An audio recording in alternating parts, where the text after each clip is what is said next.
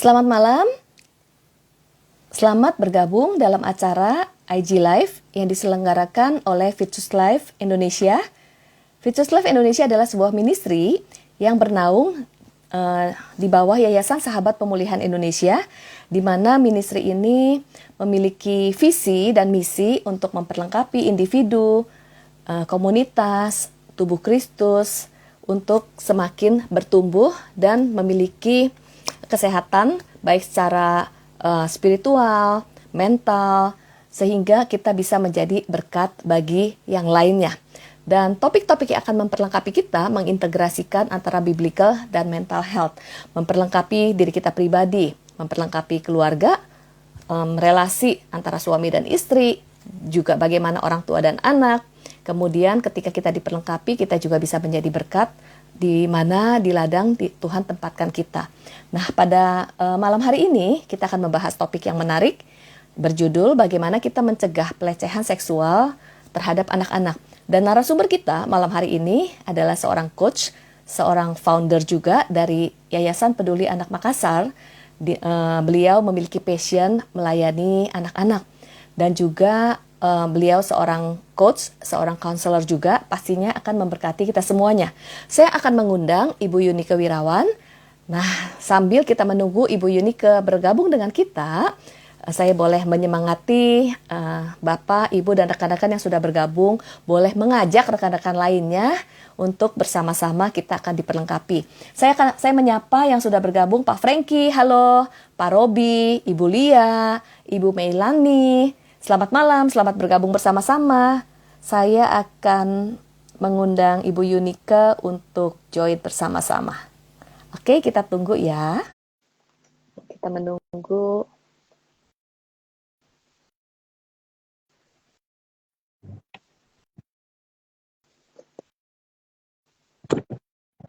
Halo, Bu Yunike. Kalau saya biasanya memanggil Bu Yunike adalah Yunike.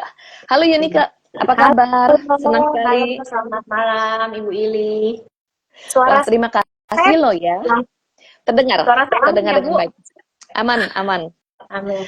Ya, terima kasih banget loh untuk kesediaannya malam ini melayani dan berbagi untuk kita semuanya. Dan saya percaya kita semua yang hadir pada malam hari ini pasti akan diberkati dan diperlengkapi dengan topik yang menarik banget, yaitu bagaimana mencegah pelecehan seksual kepada anak-anak. Nah, saya mau memperkenalkan sekali lagi Ibu Yunike. Ibu Yunike ini adalah seorang coach, kemudian juga seorang counselor, dan founder dari Yayasan Peduli Anak Makassar. Kita akan mengenal lebih dekat lagi. Silakan Bu Yunike boleh menceritakan kegiatannya, passionnya, kemudian juga acara-acara yang diadakan oleh Yayasan Peduli Anak Makassar. Silakan Bu Yunike. Silakan Bu Yunike. Ya, terima kasih banyak Ibu Iliana untuk kesempatan yang luar biasa ini. Dan saya Yunike, konselor, dan juga selama 7 tahun terakhir aktif di yayasan di Kota Makassar. Nama yayasannya Yayasan Sahabat Peduli Anak. Dan kami punya visi untuk mengubahkan kehidupan anak-anak. Dan caranya untuk mengubahkan kehidupan anak-anak memang kita perlu menyentuh orang tua, juga guru-guru, dan juga sekolah gitu ya. Kita rindu menciptakan sebuah dunia yang aman untuk setiap anak. Dan kegiatan utama kami dalam pelayanan selama 7 tahun terakhir adalah edukasi, terutama edukasi tentang bahaya kejahatan seksual yang marak terjadi pada anak. Kenapa kita memilih topik ini? Karena memang pendidikan seksual dan tentang bahaya kejahatan seksual itu masih jarang diperbincangkan. Seringkali orang tua, baik itu guru ya, masih kebingungan bagaimana sih kita bisa memberikan informasi yang tepat sesuai dengan usia anak. Jadi awalnya itu kami berkeliling dari panti asuhan, dari rumah belajar, pergi ke tempat pembuangan umum gitu ya, membuat acara gitu ya untuk mengedukasi anak-anak supaya mereka bisa terlindungi, mereka bisa tahu how to say no, bagaimana bisa stand up buat diri mereka.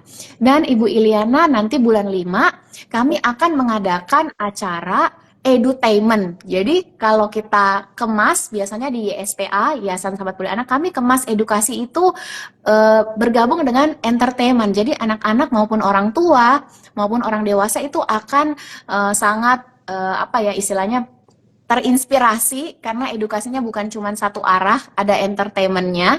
Wah. Dan ini juga sekaligus menjadi acara penggalangan dana untuk mensupport pelayanan Yayasan Sahabat Peduli Anak sepanjang tahun.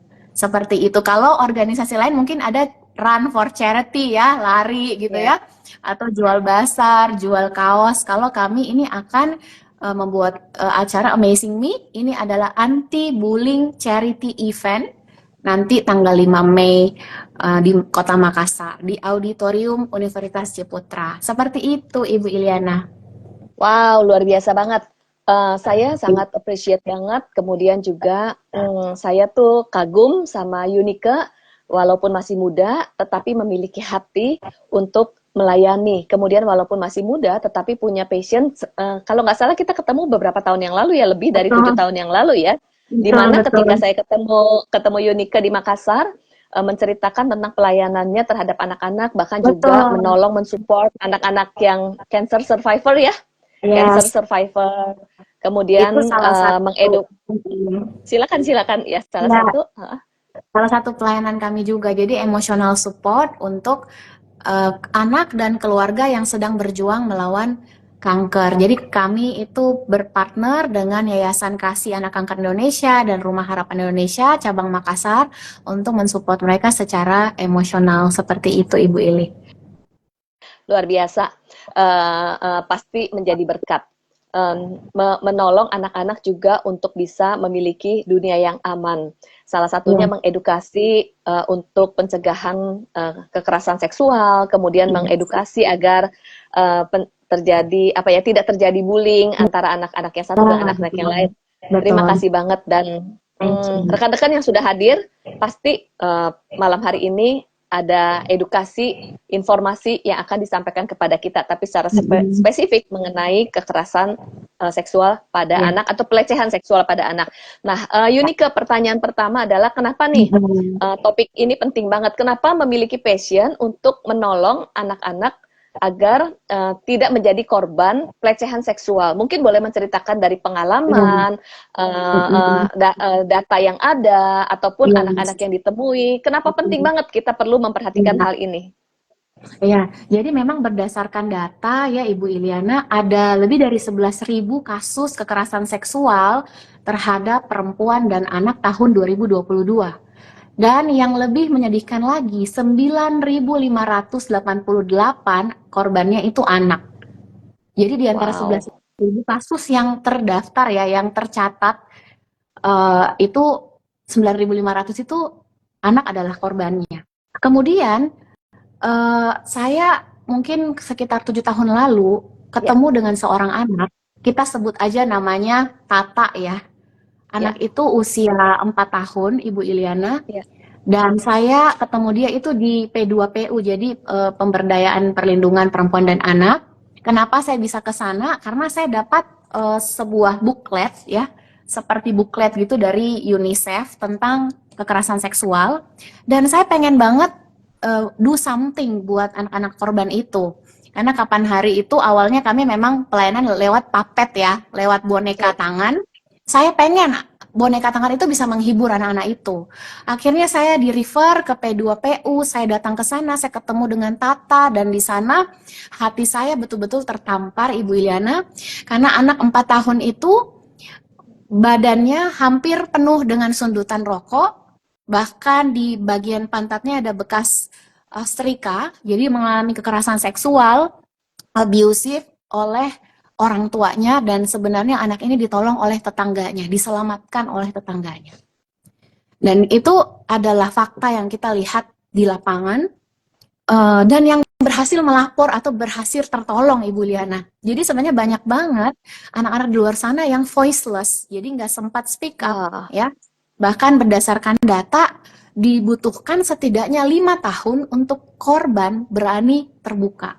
Bahkan dalam dunia konseling kita temukan juga, saya yakin Ibu Iliana juga temukan banyak korban yang sampai sudah dewasa masih menyimpan rahasia itu ya, mereka masih menyimpan. Dan juga ini terjadi pada sahabat saya dan juga terjadi dalam lingkaran keluarga saya. Jadi saya menyadari kita nggak bisa mengubah masa lalu apa yang udah terjadi di belakang, tetapi we can do something. Setidaknya lebih banyak lagi orang tua lebih aware, karena orang Yes, tua dulu nih yang bisa nolong anaknya ya, betul, more awareness, betul. dan anak pun nanti dimampukan untuk lebih aware juga, punya skill Ya, lah Ibu ya, untuk benar-benar membedakan mana safety touch, non safety touch, what to do kalau mereka ya. merasa terancam. Seperti itu Ibu Iliana. Oke, oke. Oke, jadi benar banget kita perlu diedukasi karena kita lihat Iya. begitu banyak korban dan kita nggak bisa mengubah masa lalu, tapi bagaimana ke depannya. Yang pertama adalah bagaimana kita ngerti untuk melakukan pencegahan, terutama orang tua dalam hal mendidik anak-anaknya. Iya, Kemudian anak-anak juga perlu diperlengkapi untuk bisa menjaga diri gitu. Kemudian betul. juga bagaimana mereka yang pernah mengalami sebagai korban Mm-mm. eh, karena di sini menurut data banyak yang diam, tapi bagaimana yang mengalami hal tersebut dan sebagai korban bisa ditolong. Iya, Mungkin kita punya kenalan, kita bisa menolong mereka. iya, Lalu juga yang mendengarkan hari ini juga yang mungkin pernah menjadi korban, minimal kita juga paham kita apa yang perlu kita lakukan ke depannya untuk kita betul. bisa pulih dan kita juga terus move on. Oke, thank you banget ya Yunika. Nah, kita Iya, pengen tahu nih, sering banget mendengar tentang kekerasan seksual, pelecehan seksual. Namun mm-mm. sebenarnya kita perlu paham banget, jangan-jangan seorang anak itu menjadi korban, tapi dia tidak tahu bahwa dia Betul. sebenarnya sedang mengalami pelecehan seksual. Jadi kita pengen tahu banget tuh sebenarnya apa saja bentuk-bentuk pelecehan seksual. Jangan-jangan yang sebenarnya kita pikir itu bukan, tapi ternyata itu sudah Mm-mm. mulai merupakan pelecehan seksual. Mungkin boleh dijelaskan, Yunika? Iya, jadi pelecehan seksual terhadap anak itu adalah bentuk penyiksaan kepada anak, di mana orang dewasa atau orang yang lebih tua menggunakan anak sebagai objek untuk kebutuhan seksualnya. Nah, itu pelecehan seksual. Kalau kekerasan seksual, bedanya itu ada intimidasi, ancaman, ya, lebih banyak ke fisik. Dan ini memang bentuknya kita nggak semua aware. Banyak korban Hmm. setelah misalnya dengar edukasi, nonton IG live, baru sadar ternyata dulu saya korban seperti itu ya. Jadi kita perlu memang betul sekali tahu apa itu pelecehan seksual. Jadi bisa aja berupa ucapan ya, berupa Ah, ekspresi wajah ya. ya, Pelecehan seksual itu lebih luas. Yang oke, berkonotasi seksual. Jadi tatapan yang oke, seksual, yang memandang orang lain. Berarti kita kan merendahkan orang lain ya dengan ya, ya, tatapan-tatapan seperti itu ya. Catcalling itu juga salah satu bentuk pelecehan seksual ya. Kemudian sentuhan yang tidak diinginkan di daerah private. ya, Kalau ya, mungkin zaman dulu kita mengajarkan area private itu hanya sekitar alat kelamin gitu ya, atau pada betul, perempuan betul, bagian dada, payudara. Tapi sekarang betul. kita perlu mengajarkan bahwa sentuhan yang tidak diinginkan juga di daerah sekitar mulut, sekitar perut, itu sudah daerah private gitu ya. Kemudian komentar-komentar tertentu sehingga korban merasa terhina ya, atau merasa tidak aman secara seksual gitu ya. Oke, Kemudian oke. ada juga tindakan-tindakan di mana orang dengan sengaja memperlihatkan alat kelaminnya atau foto-foto tertentu yang tanpa busana kepada anak, itu juga salah satu bentuk pelecehan seksual gitu ya. Kemudian mengirimkan gambar, video, audio, lelucon, bahkan itu sudah bisa masuk kategori pelecehan seksual kalau mengandung unsur-unsur seksual. Seperti itu Ibu Iliana. Oke, Yunika, sebelum mengarah kepada kekerasan seksual, ini menarik banget. Saya tersentak sih tadi mendengar bahwa ada ucapan-ucapan dan tatapan-tatapan yang terkait dengan unsur seksual. Mungkin boleh bisa di-sharekan dengan lebih spesifik kalau tatapan itu tatapan yang seperti apa ya? Ya. Yang membedakan tatapan yang biasa dengan tatapan yang sebenarnya udah termasuk pelecehan seksual. Iya. Mungkin kita bisa membedakan ketika kita sedang berinteraksi dengan seseorang dan kita merasa kita dalam komunikasi yang aman. Orang menatap mata kita, menatap wajah Oh, kita. Tetapi ya. berbeda ketika tatapan itu menatap area private kita. Atau Wah, dengan ya. senyuman tertentu gitu ya. Heeh, Menatap heeh. bagian-bagian tertentu yang itu sebenarnya sedang tidak menghormati lawan bicara. Gitu kan kita Oke, bisa oke. merasakan. Ya, dan juga catcalling, kata-kata yang sepertinya Ya. rayuan. Nah, ini biasanya Hmm, area yang samar-samar, Ibu Ili, karena beberapa orang nah. berpikir itu pujian, Wah, nggak apa-apa, boleh gitu ya. boleh Ya dijelaskan kan? karena area Misalnya, samar-samar itu ya gimana?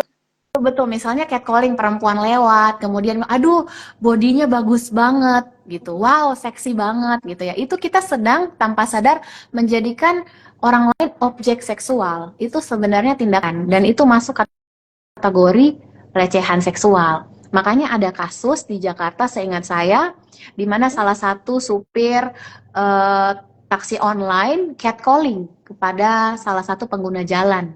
Dan itu bisa dipidanakan, Ibu Iliana. Oh, wah ini menarik. Bisa dipidanakan ya. Oke, Yes, oke, bisa dipidanakan. iya. Oke, oke. Sebelum kita membahas bisa dipidanakan nih, saya mencatat gitu. Karena tentunya kita perlu memang memahami perlindungan yang diberikan oleh pemerintah Iya, gitu ya. betul, Iya. betul. Apalagi nih, Yunike yang area abu-abu yang seringkali tanpa disadari. Kemudian kalau misalnya tadi mengirimkan foto-foto, kayak misalnya mengirimkan di dalam WhatsApp gitu ya, secara pribadi, foto-foto yang mungkin foto-foto tertentu yang mengandung hal-hal tertentu atau percakapan-percakapan di WhatsApp, ada nggak Iya, yang itu iya, sudah merupakan bentuk pelecehan? Boleh dijelaskan ya? Karena ini iya. kan kita nggak Jadi, ngerti ya, kelihatannya iya, biasa banget gitu. benar. Jadi, chat, foto, video yang mengandung unsur seksual, kemudian dikirimkan kepada, misalnya saya kirimkan ke Ibu Iliana, dan itu kan tentunya secara umum, apalagi kalau anak-anak, tanpa persetujuan anak itu, anak-anak kan belum bisa kasih konsen ya, mereka belum paham. Oke, Jadi ya, kalau ya. kita orang yang lebih dewasa mengirimkan hal itu kepada anak, berarti kita sudah masuk kategori melakukan pelecehan seksual ataupun kekerasan seksual. Karena anak kan belum berdaya ya, Ya, memilih ya, ini betul, betul. saya mau terima apa enggak gitu kan. Beda Ya, kita dengan ya. orang dewasa. Jadi kita mengirimkan hal-hal seperti itu tanpa konsen ya, anak-anak memang belum mampu ya, itu sudah masuk kategori kita menjadi pelaku, Ibu Iliana. Oke, oke, Bedanya Pla. ini dalam bentuk media seperti itu. Karena saya ingat Oke, pernah juga ada kasus di mana orang-orang tertentu mendapatkan kiriman gambar-gambar tanpa busana, video-video tanpa busana lewat Instagram. ya, Jadi ya. random mengirimkan seperti itu. Nah, itu udah masuk ranah pidana juga sebenarnya. Wow, itu udah masuk ranah pidana. Nah, ini Mm-mm. gambar ya. Kalau tadi Mm-mm. ada ucapan yang disampaikan. Kalau Iya. misalnya bentuk kalimat-kalimat Iya. apa, entah melalui sosial Mm-mm. media atau chatting di WhatsApp Iya. yang masuk ke area, ke ranah pelecehan seksual ataupun kekerasan Yes. seksual kah? Gimana, Yunika? Contohnya ya, Bu Ya, ya, seandainya nih, Bu ya. ya, Kita ya, ya. Kita role play ya. andai-andai ya, karena kan Heeh, perlu heeh. contoh Yes, supaya benar. kita aware ya. Ya. Benar banget. Contohnya saya nih mahasiswa, Mm-mm. kemudian ibu ini dosen. Ya. Kemudian ibu chat saya, oh nanti tugasnya dikumpulkan, tapi kita ketemunya di restoran aja atau di hotel ini aja. Itu sudah masuk pelecehan seksual, Bu. Oke. Walaupun Iya, belum bertemu dan belum melakukan iya, tindakan-tindakan fisik iya, yang iya, termasuk kategori melecehkan, iya, ajakan iya. tersebut juga sudah masuk ya, sudah Yes, masuk ke area pelecehan yes, seksual. yes, yes. Jadi Wah, karena wah, sudah ini punya perlu unsur diedukasi banget seksual. ya. Wah, Jadi karena walaupun sudah dia, punya unsur benar, Bu. Jadi pertemuan-pertemuan yang tidak seharusnya, di mana mahasiswa itu harus bertemu di tempat tertentu yang tidak selayaknya, bertemu dengan ya, gurunya kah, dengan dosennya. Nah, sebenarnya itu juga sudah masuk unsur. Jadi kalau misalnya Bapak Ibu, teman-teman ingin mengetahui lebih detail, itu bisa mengunjungi websitenya Kemendikbud ya, Kementerian Pendidikan. Di sana ada bentuk-bentuk yang lebih spesifik lagi yang termasuk kekerasan seksual. Jadi kata-kata, bahkan ketika kita foto orang lagi tidur, foto orang lagi mandi atau sedang ya, ya, berkemih ya, ya. melakukan hal-hal private, kita Mm-mm. foto, apalagi kita upload atau kita share ke grup. Nah, kita menertawakan bentuk fisik orang lain itu juga udah masuk ternyata Ibu Ili dalam ranah kekerasan seksual karena tujuannya merendahkan ya dan Mm-mm. mengandung unsur seksual itu tadi.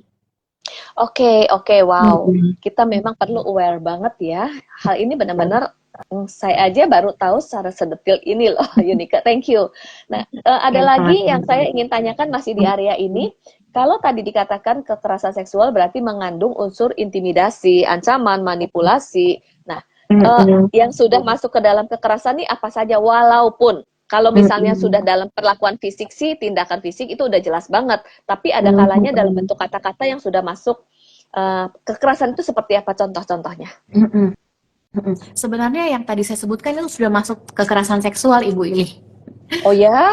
Oh, Jadi oke. misalnya, iya, heeh. Jadi memang ternyata sampai sedetail itu negara ini mengatur hukum dan berusaha untuk melindungi perempuan dan anak-anak. Bukan cuma perempuan ya, anak Ya, laki-laki juga ya. ya. Berdasarkan data Bu Lili, pelaku kejahatan seksual yang tertangkap itu rata-rata sudah menjahati 50 anak perempuan sebelum ditangkap. Serius? Bahkan, yes, ya, itu penelitian dari National Institute of Mental Health dan sudah menjahati 150 anak laki-laki. Wah, wow. Nah, Oke, oke. mungkin tidak langsung pada tindakan pemerkosaan atau menyentuh Ya, bagian pribadi anak-anak atau membuka pakaiannya atau seperti apa. Tapi itu sudah bisa dimulai dari tatapan mata, ya. kata-kata yang menjerumuskan gitu ya, kata-kata yang menghinakan seperti ya kamu berapa, kamu bisa dipesen nggak atau seperti apa Hmm, kata-kata seperti itu ya itu hmm. sudah masuk ranah eh, kekerasan seksual. Oke, Nah, oke, biasanya akan oke. ada ancaman dan intimidasi Ibu Ilyana. Contohnya, Misalnya, ya. kalau kamu laporkan, tidak Hmm, akan ada yang percaya sama kamu. Atau kalau kamu laporkan, aku nggak bayarin uang kuliah kamu, misalnya ya, misalnya oke, disponsorin gitu ya. ya. Kalau kamu laporkan, orang tua kamu akan begini, atau adik kamu akan mengalami hal yang lain.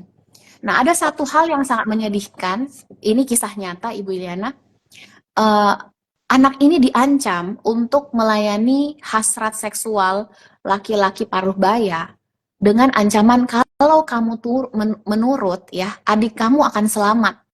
Jadi selama tertawan dia berpikir adiknya itu selamat. Jadi nggak apa-apa deh aku jadi korban, nggak apa-apa demi adik aku selamat. Jadi ada intimidasi seperti itu. ya, ya. Bisa Mm. nggak begini, Yunika, dari pengalaman, misalnya, contohnya, seorang guru kepada muridnya, kalau kamu melapor, kamu nggak akan lulus. Kamu melapor, kamu nggak Bisa akan naik jadi kelas. jadi. Kalau kamu melapor, nilai kamu buruk. Mm. Bisa. Oke. Sebelum kita mengarah ke yang lain, ini menarik, menarik tadi ada satu kata, mungkin kita akan ke situ dulu ya. Jadi tadi Yunika mengatakan hal-hal tersebut sebenarnya sangat bisa dipidanakan. Tetapi karena ada intimidasi, lalu jadi diam. Dan biasanya ketahuannya itu 5 tahun kemudian. Mungkin boleh Mm. dijelaskan bahwa itu bisa dipidanakan. Gimana tuh? Baiknya gimana? Kita Iya, lengkap ke sini dulu ya, karena ada garis bawah bisa dipidanakan. Jadi kita iya. bisa bisa tahu seberapa negara ini melindungi, hanya saja kita nggak tahu gitu, Yunika. Silakan. Mm-mm. Nah, memang ada sedikit apa ya istilahnya Bu Ili, ada satu upaya ketika kita melaporkan, seringkali kita dikasih tahu resiko-resiko.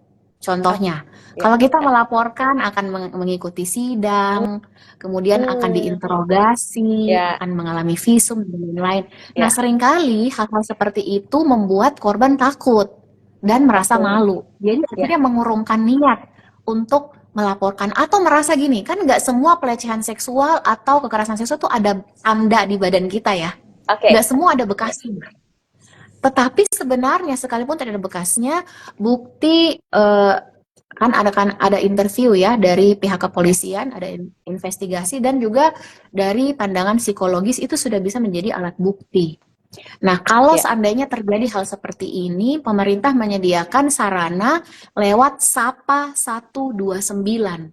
Itu bisa dihubungi lewat telepon ya, kita telepon ke 129, itu memang khusus pelayanan perlindungan perempuan dan anak. Kemudian di setiap kota ada layanan-layanan lembaga bantuan hukum yang ya, bisa mengfasilitasi korban. Kan biasanya kita oke. itu takut juga ya ke Ya, kantor polisi, ya, gimana nantinya, belum ya, malu, apalagi seringkali korban justru disalahkan. Misalnya, oke. terus kamu ngapain? Ya, Kamu diam aja ya, gitu kan? Akhirnya ya, mental down kan? Sudah ya, korban betul. tertekan, disalahin lagi Ya, gitu. Jadi memang akan sangat baik kalau didampingi lembaga bantuan hukum atau ya, lembaga-lembaga tertentu yang bisa membantu memperjuangkan ini. Seperti itu. Nah, itu bisa dicari di carilayanan.com. Saya coba chat di sini, nanti teman-teman bisa kunjungi website. Jadi di ya, setiap kota itu ada lembaga LBH yang setahu saya ada bantuan yang pro bono begitu ya, Ibu ya, Iliana, ya. untuk membantu mereka yang memang perlu bantuan hukum seperti itu. Dan juga bisa Em, menghubungi KPAI. KPAI kan seharusnya ada di setiap kota ya. ya. Ya. Mm-mm. Terima kasih banget. Ini informasi ini pasti bermanfaat banget. Iya, Barusan Yunike menuliskan website ya untuk kita bisa mencari bantuan ya. iya, itu khusus bantuan hukum ya. Oke, oke. Terima kasih Mm-mm. banget Yunike, informasi yang sangat Sama-sama. bermanfaat. Ya. Nah, ini saya ingin menanyakan lebih lanjut lagi. Mm-mm. Kita akan membahas pelaku nih, pelakunya ya. Iya, Kira-kira pelaku itu kan berarti perlu diwaspadai. Cuman seringkali kita nggak betul. waspada karena kita nggak tahu ciri-ciri pelaku dan gimana mereka Betul. beroperasi. Boleh nggak dijelaskan apa saja ciri pelaku pelecehan seksual atau kekerasan seksual dan bagaimana sih bentuk-bentuk operasi mereka gitu supaya kita lebih Iya, waspada dan kita juga bisa mengedukasi orang lain. betul. Jadi secara psikologis ya, Ya, dari buku yang saya baca itu belum ya, ada identifikasi khusus untuk bisa tahu oke, seseorang ini pemerkosa atau ya, pencabul atau pedofil. ya, Jadi memang ini fenomena gunung es tidak kelihatan. oke, Tetapi ada hal-hal yang mungkin bisa jadi perhatian buat kita. Seorang pedofil itu ya, cenderung akan memakai topeng perilaku atau mask behavior. oke, Ya, jadi dia pakai topeng perilaku sehingga dia mudah diterima oleh keluarga, oleh organisasi. Jadi punya kepribadian yang sebenarnya mudah diterima gitu ya. wow, Umumnya seperti itu. Kemudian pandai menyusup atau menyerang anak-anak untuk melampiaskan hasratnya di waktu-waktu tertentu. Jadi bisa cepat banget kejadian itu, ya. Kemudian pandai mengambil hati orang dewasa juga. Jadi sebenarnya berdasarkan data Ibu Iliana yang cukup ya, menegangkan adalah 91% pelaku kejahatan seksual pada anak adalah orang yang dikenal baik oleh anak dan keluarga. Jadi hanya 8% yang random, benar-benar nggak dikenal gitu ya, di satu tempat tiba-tiba melakukan kejahatan seksual. Tapi ternyata 91% itu orang yang dikenal, bahkan ada dalam inner circle keluarga itu sendiri. berapa Makanya persen? nggak heran kita dengar 91, Bu, Oh, oke. Oke, orang yang dikenal dan selama keluarga. ini bersikap baik karena ada mass behavior, Iya, justru kebanyakan pelaku itu bukanlah kebanyakan ya, boleh nggak saya mengkonfirmasi? Kebanyakan pelaku itu yes. bukan sosok yang mengerikan, bukan sosok yang kejam, bukan sosok yang pemarah, bukan sosok yang banyak dihindari oleh orang, tapi justru kebanyakan menurut pengalaman dan survei kebanyakan pelaku itu justru adalah sosok yang pandai pandai mengambil hati, bahkan orang tua aja pandai diambil hatinya ya, orang tua dan anak Betul. juga mudah diterima. Justru itu perlu diwaspadai ya. Iya, benar banget. Sehingga ketika anak melaporkan, kadang anak orang tua nggak percaya sama Nggak anak, percaya. lebih percaya sama figur-figur itu. Ah, masa sih misalnya om kamu, paman kamu, atau kakek kamu, atau guru kamu melakukan hal itu, Oke, ya. oke, Seringkali justru anak disalahkan atau dianggap salah paham, seperti itu. oke. Ini berarti kan orangnya penampilannya baik. Kemudian ketika melakukan pelecehan atau kekerasan, misalnya sampai terjadi tindakan ya, tindakan itu berarti kan perilaku entah menyentuh, kemudian juga sampai misalnya memperkosa gitu ya. Iya. Sebelum ke arah tindakan itu sebenarnya dia memulai dulu nggak dengan pendekatan, cara beroperasinya nih yang perlu Iya. diwaspadai, perkataan-perkataan dulu atau langsung tiba-tiba baik-baik terus tiba-tiba menyusup kemudian menarik anak dan sebagainya supaya Pertanyaan yang baik sekali, Bu Ili. ya benar. Jadi memang ada yang memang tindakannya itu tiba-tiba ya, random. Ada juga yang melakukan perilaku grooming. Grooming ini yang mengambil hati. Biasanya itu dia akan menargetkan anak-anak yang memang support sistemnya atau perhatian orang tuanya kurang. Atau figur Wah, ayahnya kurang dominan. oh, Jadi ini memang gitu. berdasarkan salah satu kesaksian pelaku ya, dan banyak research ya di dunia Ya, ya, ya. kesehatan mental. Mereka anak-anak yang cenderung biasanya sendiri, kurang support dari orang tua, kemudian figur ayahnya lemah, mereka melakukan targeting dulu, mencari sasaran, kemudian mereka akan memberikan perhatian, bahkan bribe, suap gitu ya, memberikan hadiah-hadiah yang mungkin sebenarnya tidak perlu. Kalau di zaman sekarang kan mungkin Ibu Ili dalam dunia game ya, itu Ya, sudah bisa grooming online. Misalnya dia baik banget ngirimin apa sih istilahnya kalau dalam dunia game gitu ya, biar anak-anak itu bisa beli something di dunia game itu ya. ya, Nah, ya, ya, kemudian dia akan bisa membuat anak-anak merasa lebih nyaman sama pedofil ini daripada misalnya sama orang tuanya atau ya, gurunya ya, atau kakaknya. Nah, ya, itu ya, hati anak bisa jadi lebih percaya sama groomer ya, ini. Nah, ya, ketika nanti anak-anak ini sudah didapatkan hatinya, ya, kemudian nanti akan mulai permintaan-permintaan yang di luar batas. Misalnya, ya, boleh lihat pakaian dalam kamu, ya, atau boleh lihat aku cuma mau foto aja, nggak pegang, ya, cuma lihat aja. ya, Mungkin hal-halnya nggak langsung ekstrim, boleh foto wajah kamu mungkin dari awal gitu ya, ya, ya, ya, pelan-pelan ya, nanti naik skalanya gitu. Jadi sehingga anak akan kehilangan kemampuan untuk menolak karena merasa ya, orang ini baik. ya, ya, Dan yang kedua, kalau yang di grooming itu orang tuanya, anak itu akan percaya apa yang orang tua percaya. Jadi kalau di mata orang tua orang ini baik, anak juga percaya berarti orang ya, ini baik ya, ya, gitu. ya, Jadi emang agak kompleks ya Ibu Ili, ya, sehingga ini perlu jadi perhatian karena grooming online itu juga sudah terjadi. Saya ingat ada kasus di Bali, anak itu mengalami grooming ya, online ya, kemudian sangat ingin bertemu, ternyata ya, orang yang ditemukan sudah sangat dewasa ya, bukan umur ya, sebaya ya, ya, dan ternyata anak ini disekap nggak boleh pulang. Jadi ini perilaku-perilaku yang memang abnormal ketika seseorang punya ya. hasrat seksual yang justru yang dicari itu anak-anak. Seperti itu, Ibu Iliana. Oke, oke. Ini informasi yang baik banget. Si pelaku ada targeting terlebih dulu ya. Dan Ya, yang ditarget itu adalah anak-anak yang mungkin boleh dikatakan memiliki kebutuhan emosi yang defisit. yes. Figur orang tuanya hilang ataupun terabaikan, kemudian kesepian karena atau mungkin juga yang komunikasinya nggak dekat dengan orang tua sehingga ketika tangki emosi anak itu defisit lalu muncullah seseorang yang behaviornya baik banget, bisa diterima, memperhatikan. Ketika tangki emosinya terisi dengan kebaikan si orang tersebut, maka terjadilah istilahnya kedekatan emosi. Ketika terjadi kedekatan emosi, mulailah melancarkan tadi hal-hal yang memang sudah tidak wajar, namun anak sudah tidak bisa menolak lagi karena memang ada kedekatan emosi dan percaya kepada orang tersebut ya.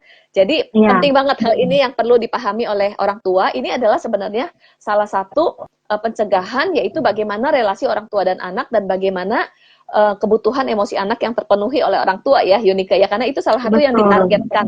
Oke, oke. Betul, betul. Yes, Iya, yes. Ibu. Thank you banget Yunika. Nah, ini pengen tahu nih juga nih, kenapa sih uh, pelecehan seksual bisa terjadi? Apa penyebabnya? Ya, jadi ada orang-orang tertentu yang punya hasrat Iya, seksual terhadap iya. anak, yang punya keinginan untuk mengontrol dan memanipulasi ketidakberdayaan anak, untuk memaksakan mereka melakukan aktivitas-aktivitas seksual. Berbeda dengan orang dewasa. Kalau targetnya orang dewasa, ya orang dewasa lebih bisa melawan, lebih bisa speak up, nggak mungkin, ya mungkin ada juga pemerkosaan, tetapi berbeda, ada perlawanan yang lebih besar.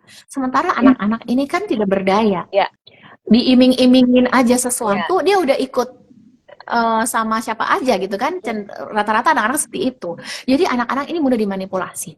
Nah, tapi kalau saya secara pribadi melihat Ibu Iliana, ini juga ada dampaknya dari pornografi.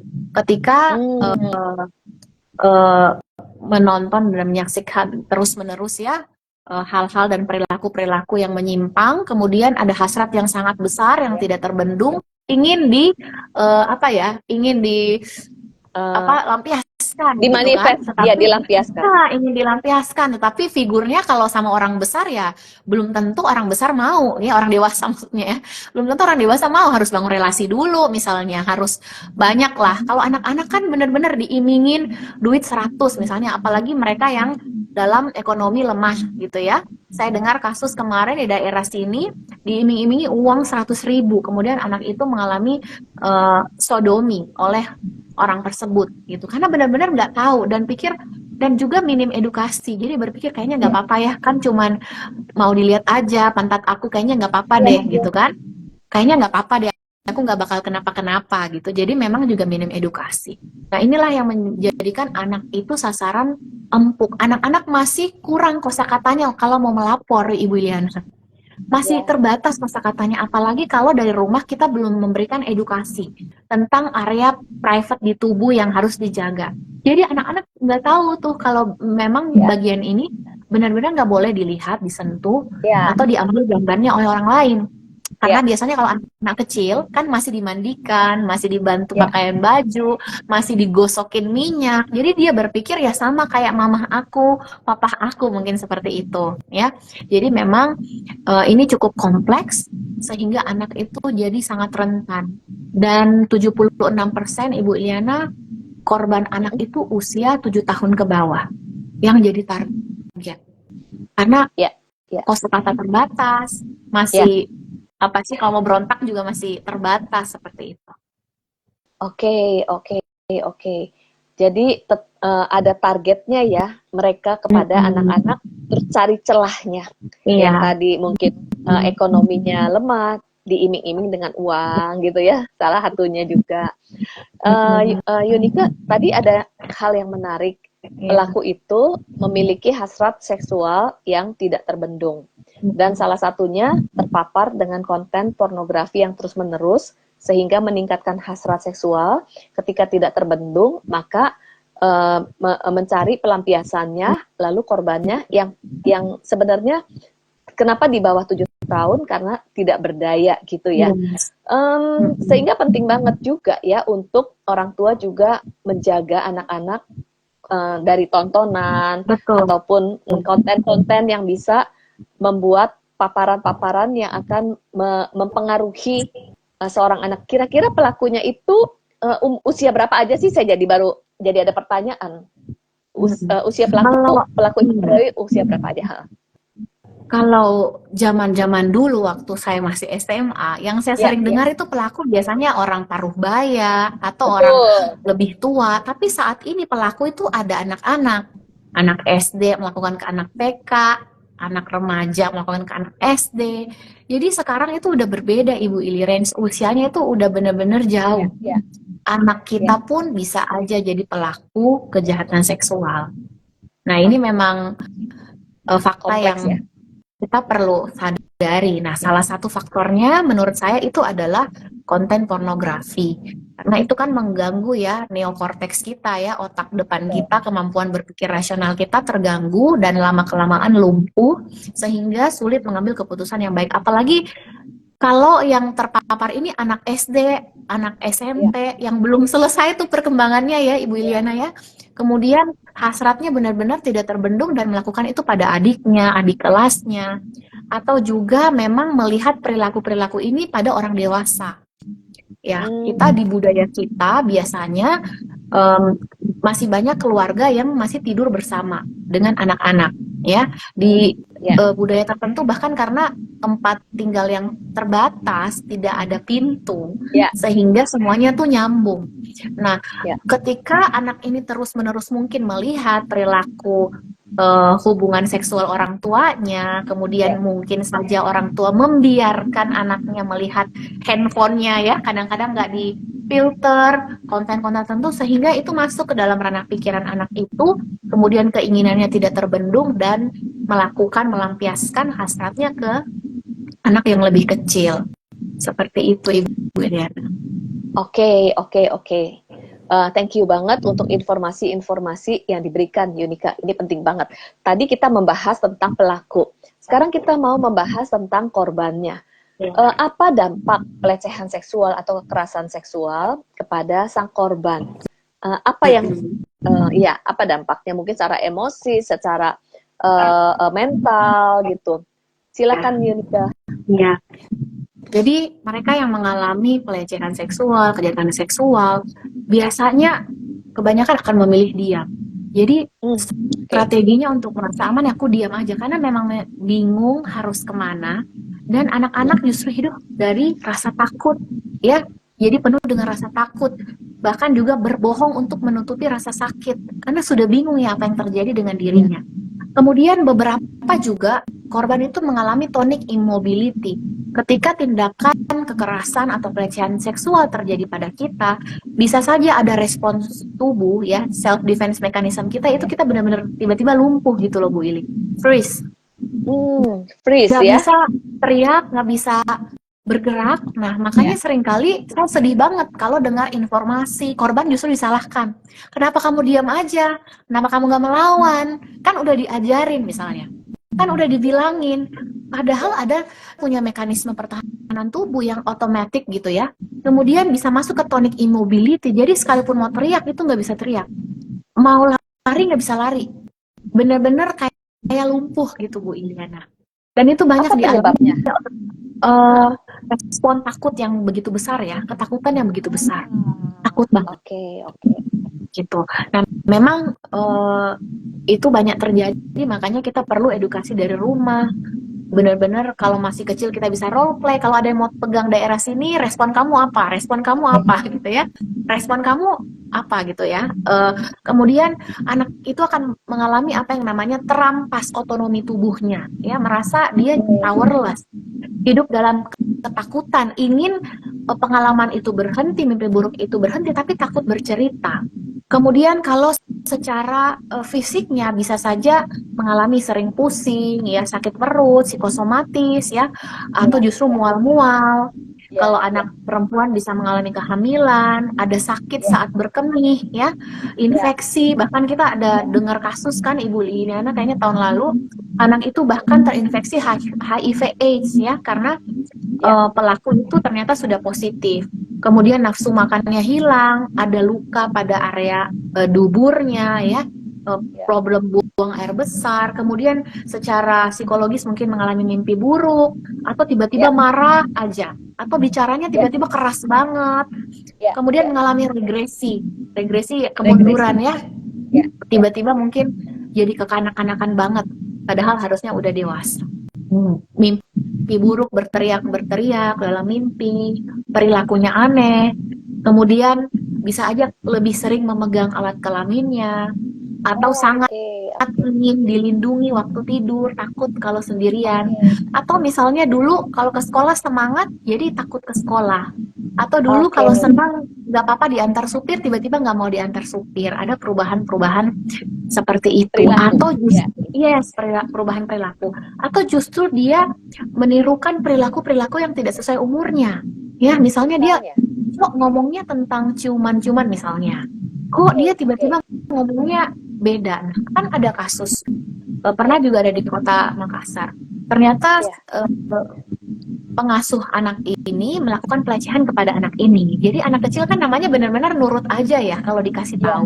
Ya. Jadi dia menyuruh anak ini, pengasuh anak ini memegang alat kelamin anak ini terus-menerus. Ya.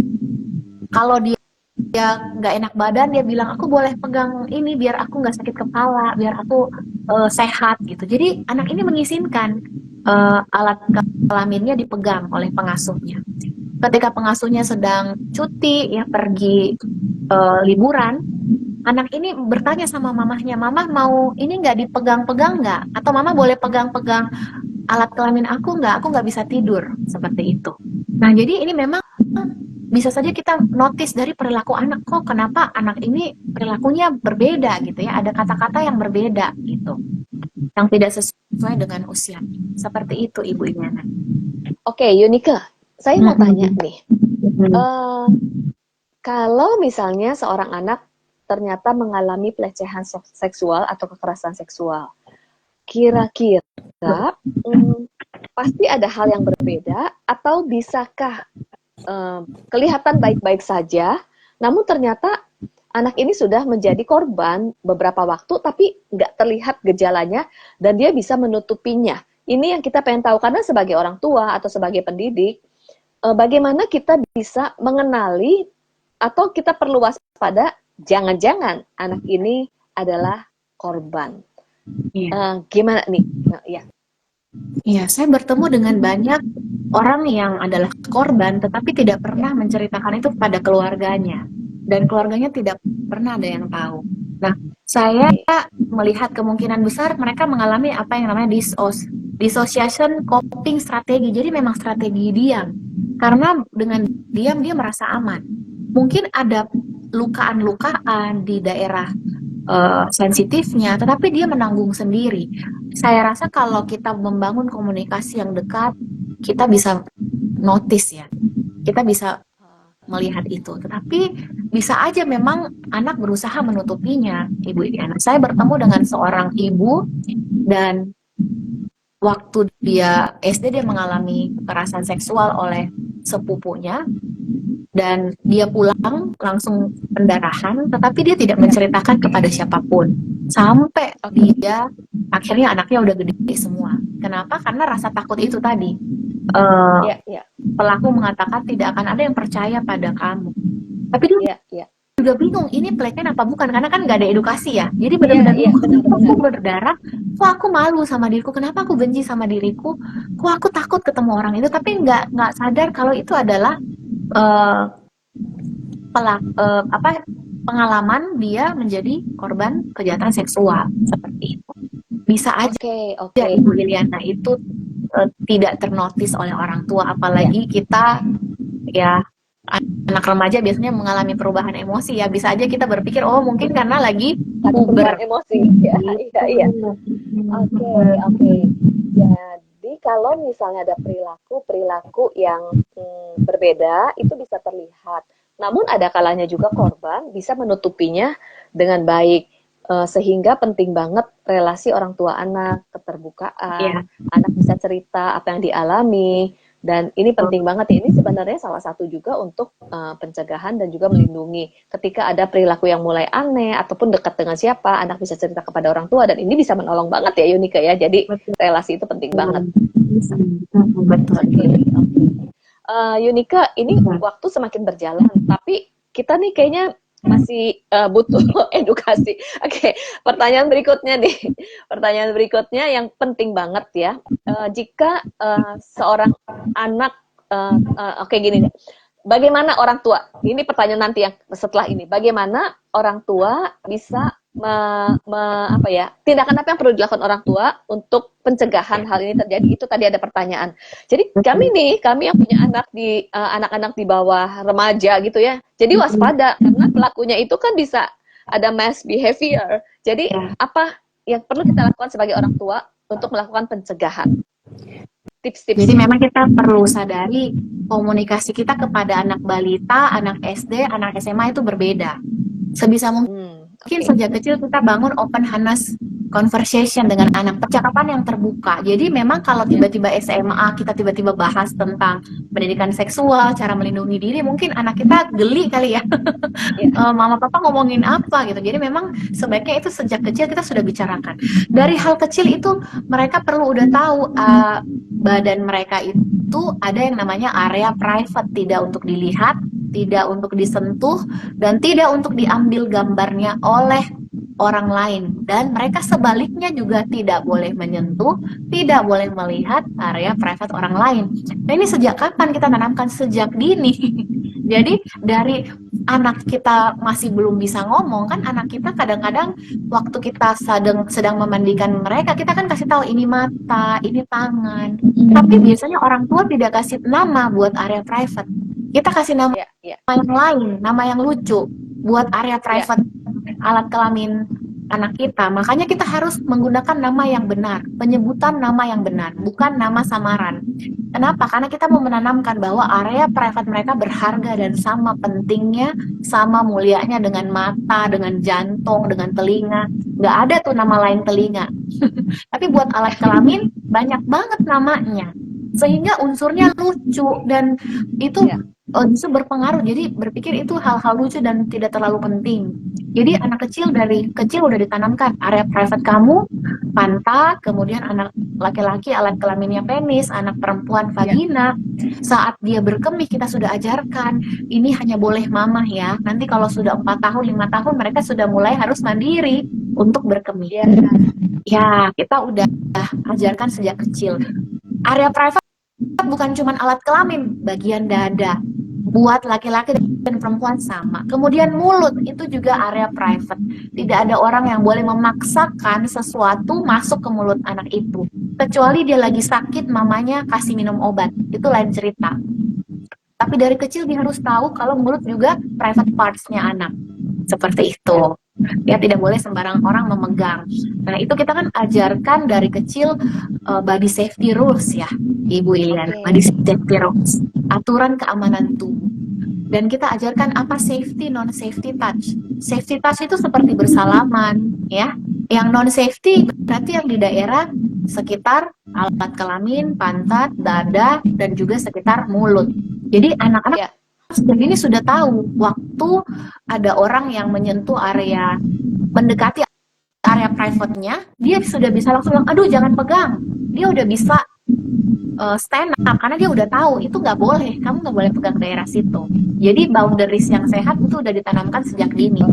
Kemudian menanamkan rasa malu yang sehat juga. Jadi ketika anak sudah mulai beranjak dewasa, kita jangan mandi bareng dengan anak kita, karena kita kan mau menanamkan apa itu privacy ya. Ketika anak Ya. berkemih, ya, Ya. kalau cross gender papahnya ya papahnya balik badan gitu ya, ditanamkan. Karena respect itu mereka kita benar-benar bisa rasakan, oh papa mamaku menghargai privasiku, apalagi orang lain gitu kan. Jadi kita memang menanamkan itu dari rumah. Jadi pengenalan sejak dini tentang tubuhnya. Kalau sudah remaja mungkin kita bisa ngobrol tentang perkembangan seksualitas mereka, apa yang terjadi masa pubertas mereka, kita bisa ngobrol lebih banyak lagi, diskusi lagi ya. Juga kita bisa tahu apa yang terjadi dengan anak kita dan sejauh mana pemahaman mereka tentang hal-hal seksual. Karena kita suka atau tidak suka, anak kita akan terpapar konten-konten yang mungkin tidak sesuai ya dengan ajaran kepercayaan kita, nilai moral kita, anak kita akan terpapar. Karena itu sejak dini kita sudah tanamkan. Bangun kedekatan emosi dan ajarkan anak sejak dini tidak ada rahasia. Tidak boleh ada rahasia. Beda surprise ya, surprise ulang tahun itu berbeda. Tapi tidak boleh ada rahasia, karena seringkali pelaku pedofil itu akan mengancam anak. Rahasia ya, nggak boleh cerita sama siapapun. Jadi kita ajarkan sejak dini, tidak boleh ada rahasia yang membuat kamu takut, malu, ya, merasa bersalah, ya, merasa tidak nyaman, apalagi itu menyangkut tentang tubuh kamu. Gitu. Kemudian tidak boleh ada suap, gitu ya, jangan menerima suap dari orang. Dan yang menarik Ibu Iliana, dari wawancara 300 terpidana kejahatan anak, kejahatan seksual pada anak, mereka katakan apa yang paling mereka takutkan. Mereka paling takut pada anak yang ngerti bahwa tubuh mereka itu ada area private, tubuh mereka adalah milik mereka. Karena anak-anak seperti ini adalah anak-anak yang akan speak up dan akan melaporkan mereka ke pihak hukum. Jadi ternyata mereka takut pada anak-anak yang diedukasi, yang dibekali, karena mereka bisa stand up buat diri mereka sendiri. Jadi sebenarnya saya sangat setuju kalau pendidikan itu juga adalah senjata yang kita bisa berikan kepada anak kita supaya mereka terlindungi. Seperti itu, Ibu Yan. Wow. Edukasi untuk anak itu penting banget ya, Yunike ya. Satu hal, tadi udah ada tips-tips tentang komunikasi, keterbukaan, kedekatan, lalu edukasi tentang body safety rules, kemudian safety touch, non safety touch ya. Iya. Kemudian gimana anak itu bisa waspada, gimana mendidik anak untuk anak itu waspada, karena biasanya pelakunya itu adalah orang-orang yang baik. Tetapi kan ketika kita mendidik, kita juga jangan sampai menjadi anak mendidik, jadi anak kita curiga kepada siapapun. Jadi waspada namun tidak menjadi anak yang mencurigai siapapun, karena kan pelakunya iya benar. Mungkin pada berikan tipsnya. Kalau kita ajarkan anak kita kepada stranger itu say no, itu mudah karena kan tidak dikenal, diajak masuk mobil, disapa, kita kalau ada orang asing lari gitu ya. Jangan tempat-tempat yang dekat, yang berbahaya dan sebagainya, gelap-gelap. Tapi justru gimana untuk bisa berjaga-jaga kepada orang yang dikenal yang menggunakan mass behavior tadi tuh, Yunike. Iya benar. Ini memang jadi hal yang complicated juga ya, Ibu Liana ya. Gimana supaya anak kita tetap bisa bergaul, tapi jangan sampai dia penakut, takut sama semua orang gitu ya. Saya rasa underline-nya itu tentang private area kita, bagian tubuh kita yang private.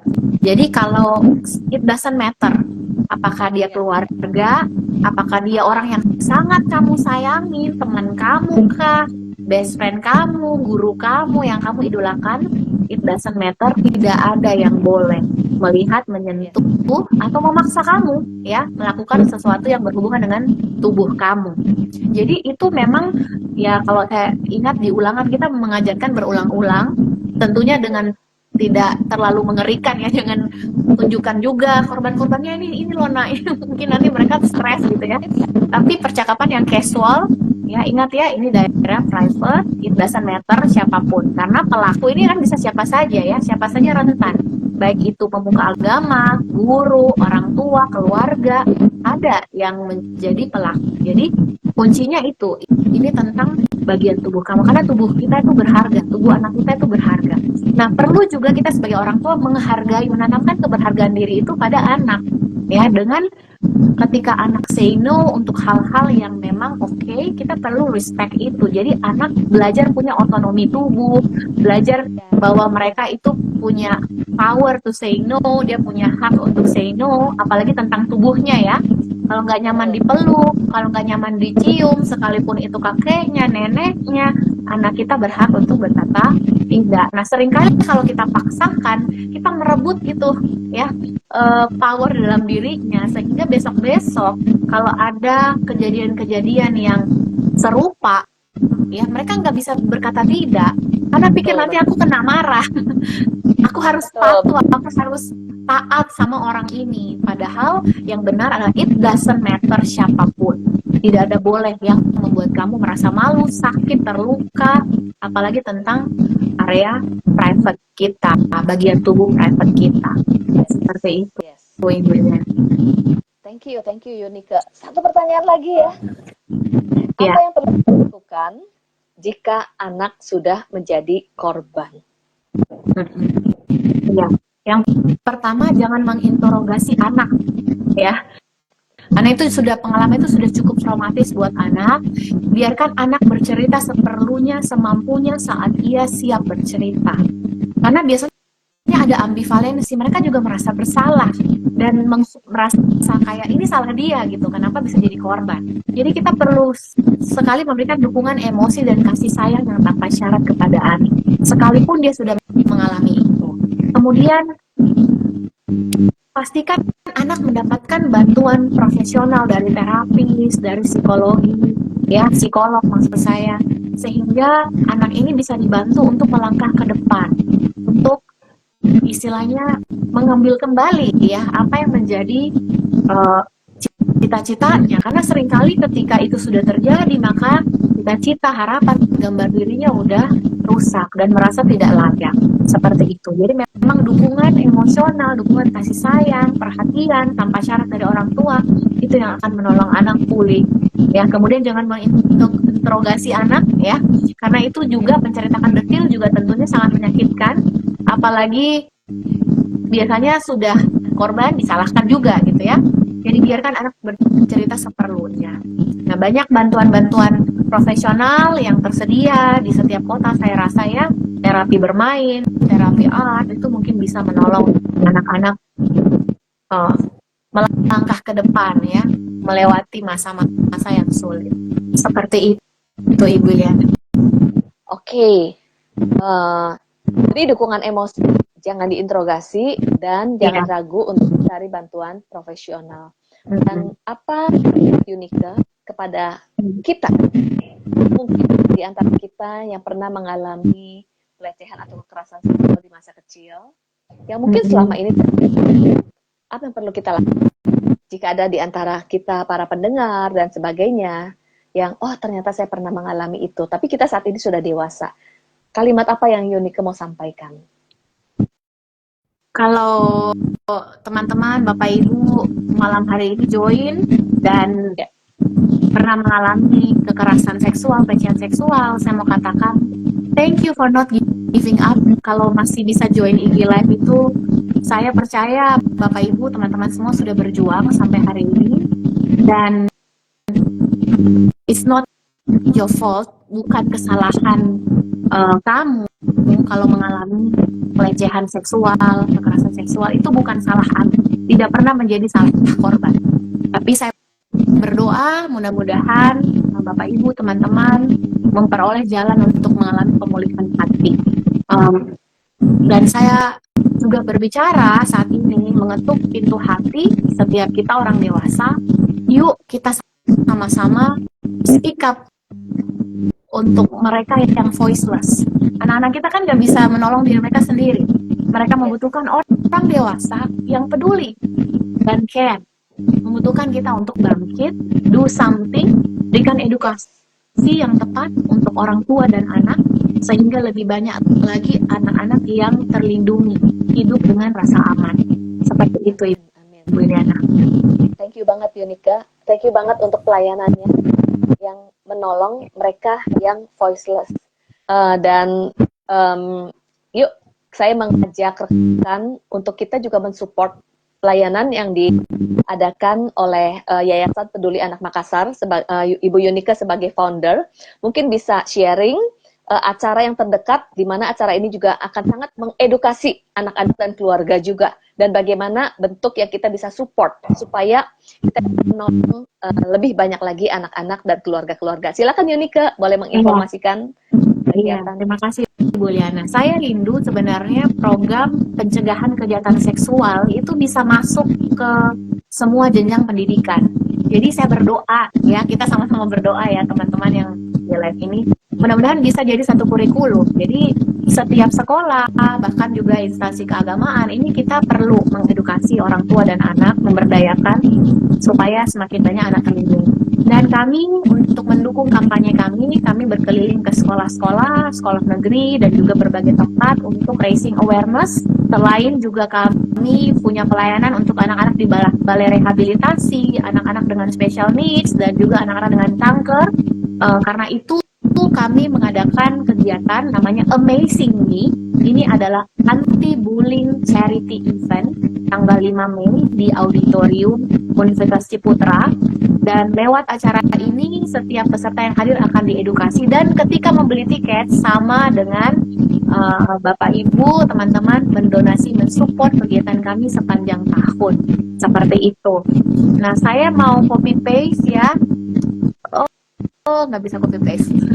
Saya mau undang mungkin Bapak Ibu nanti bisa follow Sahabat Peduli Anak MKS. Di sana ada detail acaranya, dan sekaligus lewat IG Live ini saya mengetuk pintu hati ya. Mungkin di sini ada guru-guru, ada sekolah, ada gereja, untuk kita terbuka. Kita bicarakan tentang kejahatan seksual, kita bicarakan tentang bullying, karena ini isu yang memang ada gitu ya di tengah-tengah kita, dan kita perlu menjadi jawaban untuk masalah ini.